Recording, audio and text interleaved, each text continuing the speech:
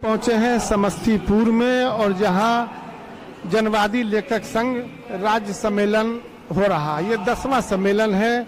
अभी हमारे साथ कुछ इस संस्था के लोग जुड़े हैं, इनसे हम पूछते हैं कि ये 10वां सम्मेलन जो हो रहा है उसकी विशेषता क्या है। सबसे पहले हम बात करते हैं डॉक्टर राम महतो, जले समस्तीपुर इकाई के सेक्रेटरी। ये 10वां सम्मेलन जो हो रहा है इसकी विशेषता क्या है? इस सम्मेलन की सबसे बड़ी विशेषता यह है कि अभी देश में जितने प्रकार की चुनौतियां हैं उन चुनौतियों से संघर्ष के लिए हमारे लेखक कितनी दूर तक आगे बढ़ रहे हैं और इनके लिखने से देश का कितना कल्याण होने वाला है। अच्छा, ये बताइए, अब सवाल हमारा है, खड़े हो जाते हैं कि शाह जफर इमाम जो जिला सदर हैं इसके, ये सम्मेलन करने की क्या वजह है, क्या कारण? एक तो हमारे तंजीम का ये तौर तरीका है कि हम 3-4 साल पर उसका सम्मेलन करते हैं।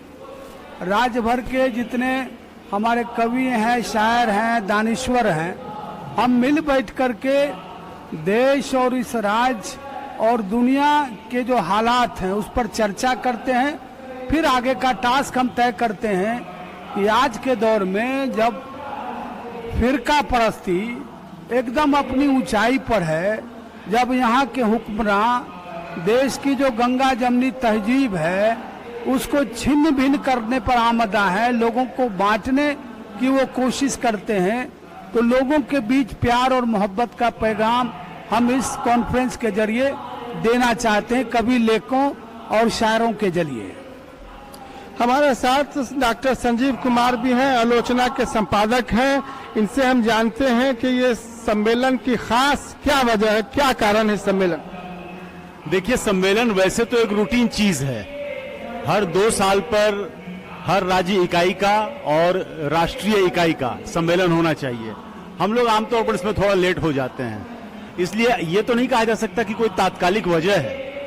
लेकिन एक बात बहुत निश्चित है कि देश के सामने हालात बहुत ही चुनौतीपूर्ण हैं और जिस तरह सांप्रदायिक आग भड़काई जा रही है और उस सांप्रदायिक आग के खिलाफ जो लोग लिख रहे हैं, बोल रहे हैं, उनकी अभिव्यक्ति की आजादी को कुचला जा रहा है।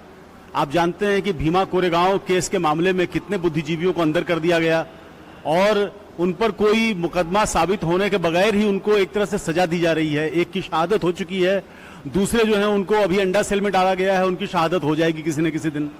तो ये जो स्थिति है, इस स्थिति में लेखकों का दायित्व तो बहुत बढ़ जाता है, क्योंकि खास तौर से जो उनका अभिव्यक्ति का पेशा ही है, उस पेशे पर यह हमला है।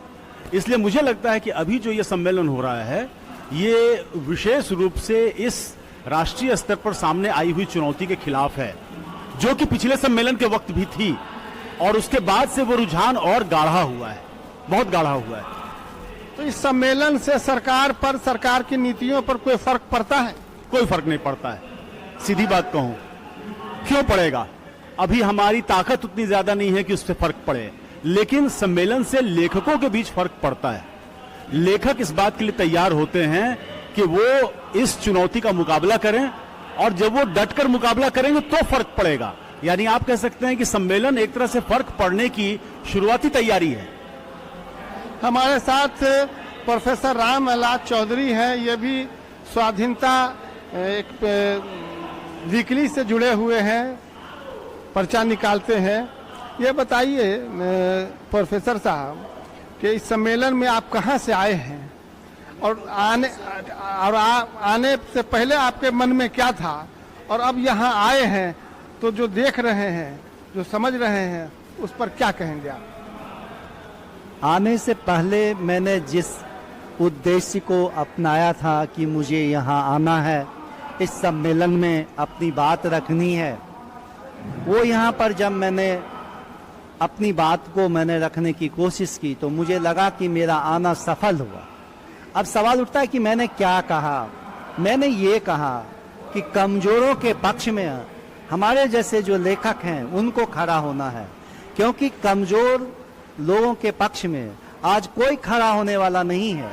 इसलिए लेखकों से हमने आह्वान किया कि आप कमजोर लोग जो हैं, खासकर दलित जो हैं, अल्पसंख्यक, आदिवासी हैं, स्त्री हैं, जिनको कोई देखने वाला नहीं, जो बेरोजगार हैं, जिनको कारखाना से हटा दिया गया है, जो कॉलेज स्कूल से पढ़े हैं काफी तकलीफें उठाकर, लेकिन उन्हें रोजगार नहीं दिया जा रहा है, ऐसे लोगों के पक्ष में हमने कहा लेखकों से कि आप लिखिए।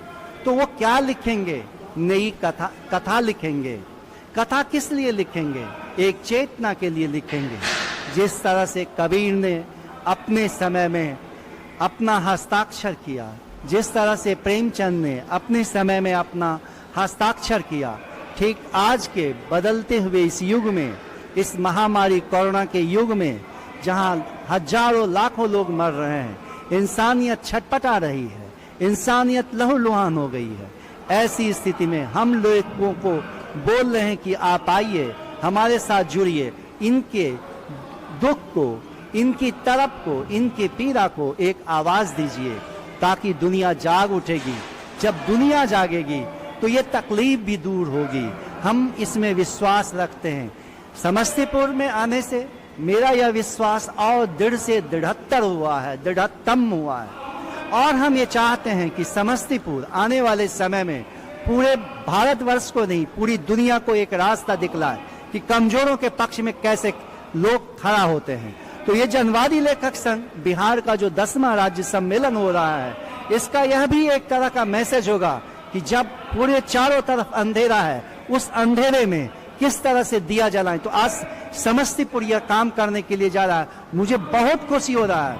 मेरा नाम राम आह्लाद चौधरी है, लेकिन मैं आज यहाँ आह्लादित तो होके जा रहा हूँ। इस धरती को मैं सलाम करता हूँ।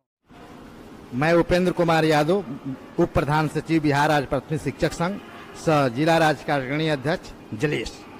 मेरे आने का मुख्य मकसद है कि जो 10वीं बिहार राज्य सम्मेलन जनवादी लेखक संघ द्वारा किया गया है, और उसमें साहित्यकारों, लेखकों जो देश की कोने कोने से आए हुए हैं, उन्होंने अपना जो विचार आज के वर्तमान परिस्थितियों में जो दिया, उससे ये लगता है कि जो पूर्व में ब्रिटिश काल का जो कालखंड था, उससे भी बदतर स्थिति आज वर्तमान की है। जैसे प्रेमचंद को जो है अंग्रेजों ने बांधने का कार्य नहीं किया, आर.एन. टैगोर को बांधने का कार्य नहीं किया, लेकिन आज जो सत्य बात करता है, चाहे वो किसी भी क्षेत्र का व्यक्ति हो, चाहे वो साहित्य का क्षेत्र हो, या इंजीनियर हो, या शिक्षक हो, या राजनेता हो, सबको यह सरकार जो है कुचल देने की काम करती है।